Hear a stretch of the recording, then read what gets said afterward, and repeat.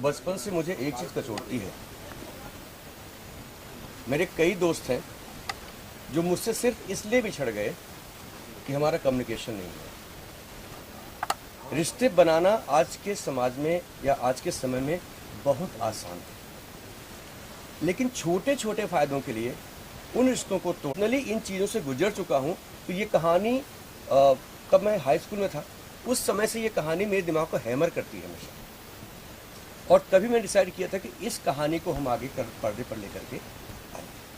साथ ही जो वेबसाइट को लॉन्च किया उसके बारे में बताइए कि वो कितना अच्छा पैरमान था, पर्टिकुलरली क्या इसके माध्यम से लोगों को फ़ायदा होने वाला जो इस इंडस्ट्री से जुड़े हुए हैं। सर, जहाँ तक फ़ायदे की बात है, ये गारंटी है कि इसमें किसी का एक पैसा फंसेगा नहीं।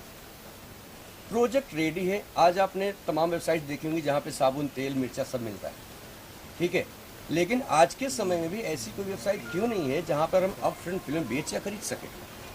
तो ये जो वेबसाइट है ऐसी है कि विंडो शॉपिंग आप कर सकते हैं फिल्मों की, उनके कंप्लीट राइट्स के साथ। आपको उनके सारे cinema rights, theatre rights, satellite rights, music rights, overseas जितने भी राइट्स होते हैं, आप उन सारे राइट्स को पे करके ले सकते हैं। और दूसरा क्या है इसमें कि इसमें एक फिल्म को बनाने में, आइए ना मैम, आइए प्लीज आइए, एक फिल्म को बनाने में कम से कम 6 से 8 महीना जाता है मिनिमम।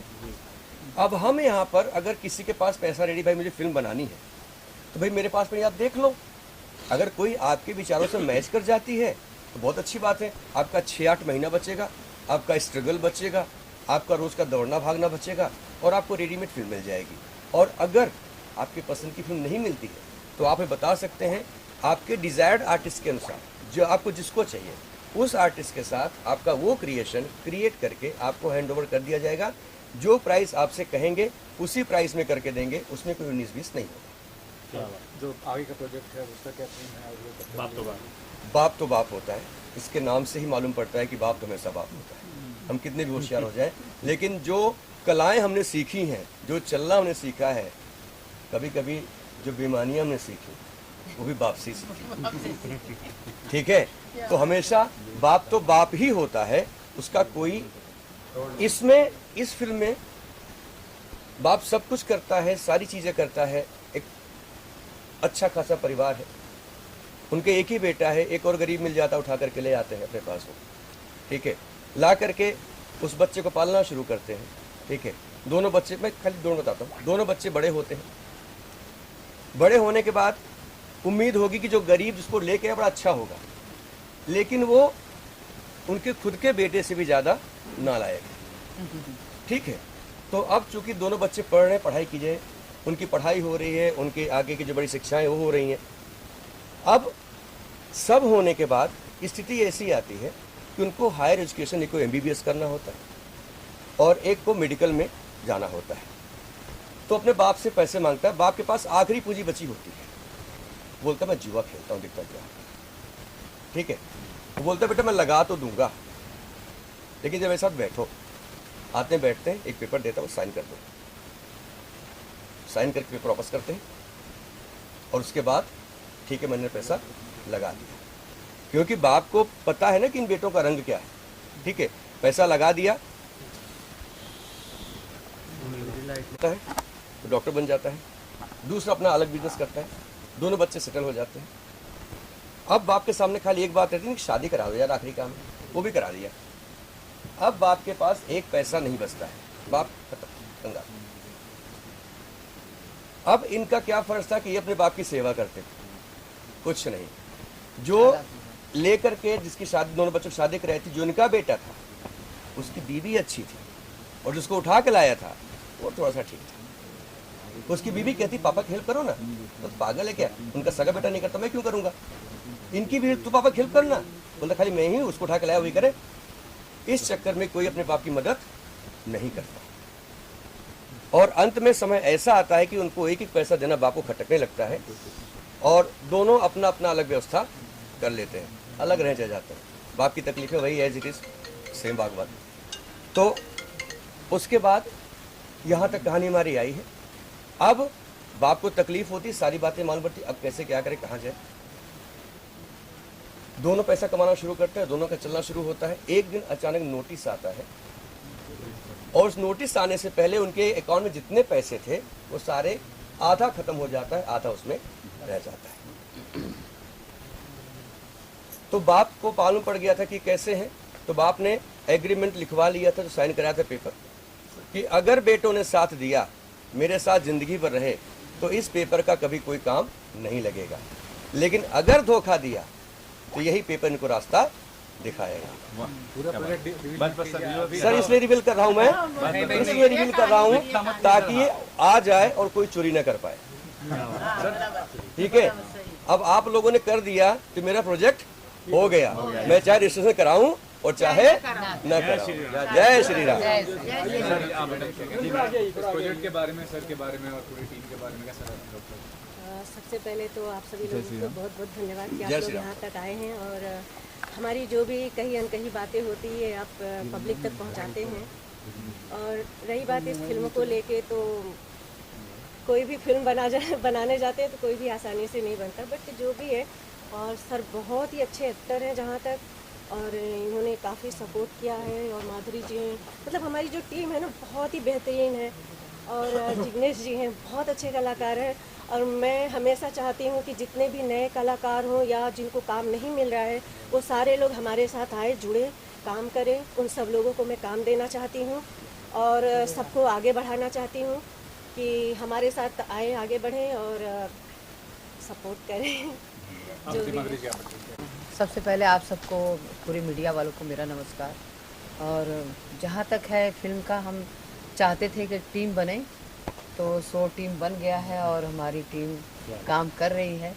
और उसमें रागनी और संजय जी जो हैं, पूरा सपोर्ट है हम लोग का। और जो ये तिकड़ी है बहुत अच्छा काम करेगी आगे भी। मैं तो आप ही के वंश का हूँ। मेरा गोत्र है धर्मयुग से लेकर अभी तक 37 साल से आप ही के बीच में रहा हूँ। इन्होंने कभी बात कही, संजय उपाध्याय ने, कि मुझे वहाँ से बुलाया, मेरे पिता के समान हैं। तो और उसके बाद इन्होंने फिल्म लॉन्च कर दी, बाप तो बाप होता है। तो मतलब मेरा परिचय भी हो गया। और मैंने इनको बड़े गौर से देखा है। फिल्म के दरमियान में राजीव सिन्हा जी बैठे हैं, उनके स्टूडियो शाकुंतलम में हमारी इनकी कई मुलाकातें हुई। और मैंने देखा कि ये इन जैसे जो फिल्मकार हैं अगर यहाँ पर आते हैं तो वो जो एक पीढ़ी थी जो अब चुक रही है, जो चीज़ों को पकड़कर आगे बढ़ाती है, इमोशन को व्यक्त करती है, जो असित सेन से या गुलजार से या डेविड धवन तक भी थोड़ी वो पीढ़ी आई, आप सब लोग उसके हैं। तो संजय उपाध्याय जैसे लोग अगर आते हैं तो, और इनके साथ की जो टीम है, तो जो इमोशन की कमी हो रही है फिल्मों में इन दिनों, एक्शन बढ़ रहा है या दूसरी चीज़ें, तो हम एक बार फिर से आशावान हो सकते हैं कि संजय उपाध्याय, रागिनी पांडे, त्रिपाठी जी, माधुरी जी, ये सारे लोगों की जो टीम है जिन्हें हमने करीब से देखा, अगर ये और तेज़ी से सक्रिय होते हैं, जाहिर सी बात है हम सब लोग इनके साथ हैं, तो फिल्म का एक बड़ा युग जो चुकने की स्थिति में है, जो सकारात्मक है, वो फिर से स्टेबल। बाद revenge of the fire film मतलब पोस्ट प्रोडक्शन चालू है, तो रिलीज होने वाली है। और उसके लीड हीरो जो हैं ऋषभ भारद्वाज जी और गिरीश कांबले जी जो मराठी एक्टर हैं, वो भी आए हुए हैं, तो प्लीज़ आप लोग आ सकते हैं। आप सभी को जय श्री राम। जय श्री राम। मैं माधुरी जी को जानता था, उनके साथ हम लोग काम करते हैं, तो उन्होंने मिलवाया, तो सर ने मुझे मौका दिया। मैंने उनके पिताजी का कैरेक्टर किया और बहुत मज़ा आया, बहुत अच्छे लोग हैं। धन्यवाद। जय श्री राम। जय श्री राम। जय श्री राम। जय श्री राम। जय श्री राम। संजय उपाध्याय जी हमारे बचपन के फ्रेंड हैं और उन्होंने बहुत अच्छा प्रयास करा और बहुत अच्छा रहा उनका, और हम चाहते हैं इसी तरह लगे रहें और हम लोग भी साथ में उनके लगे रहें। धन्यवाद। चलिए आइए सर, आइए। रोल सर, रागिनी जी के बारे में नहीं, इस फिल्म के बारे में पूछो ना, कैसी लगी फिल्म? इस फिल्म के बारे में। हाँ, सबसे पहले आप सबको हाथ जोड़कर प्रणाम। जय श्री राम। जय श्री कृष्ण। नहीं सर, ये कैमरे वाले सर छोटू,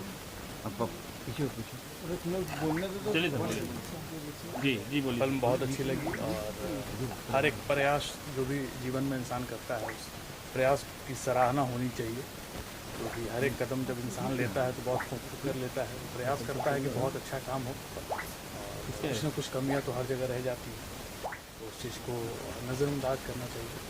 और बहुत अच्छी फिल्म बनी है और मेरी बहुत बहुत शुभकामनाएँ हैं संजय जी को और बहुत अच्छा प्रयास रहा। नमस्कार जी। सर की जो फिल्म आज हमने देखी करके सचमुच एक मैसेज भी दे रही है हमारे साथ साथ में करके, और रागिनी पांडे जी उनका साथ निभा रही है करके, और जिस तरह से सभी को काम दे रही है, बहुत अच्छी अपॉर्चुनिटी दे रही है करके। थैंक यू वेरी मच पर उनके बारे में मैं बोल सकता हूँ करके। Thank you very much. Thank you. आप सभी लोगों को मेरा प्रणाम। जय श्री राम। ये फिल्म देखकर बड़ा अच्छा लगा और अपकमिंग नए लोगों को चांस मिलेगा, ये तो बहुत अच्छा लगा। और आज की डेट में फिर से वो जूनी फिल्में जूना स्टार्ट हो जाएगा तो सभी को काम भी मिलेगा और अच्छा भी लगेगा। और ये उम्मीद करती हूँ कि ये बैनर सबसे आगे जाए और सभी को काम दे के आगे बढ़े। पापा जी आगे। आज सुबह कहाँ मुझे मुसीबत डाल रहे हो, तो मैंने इनसे ये कहा कि इस मुसीबत की जड़ तो आप ही है।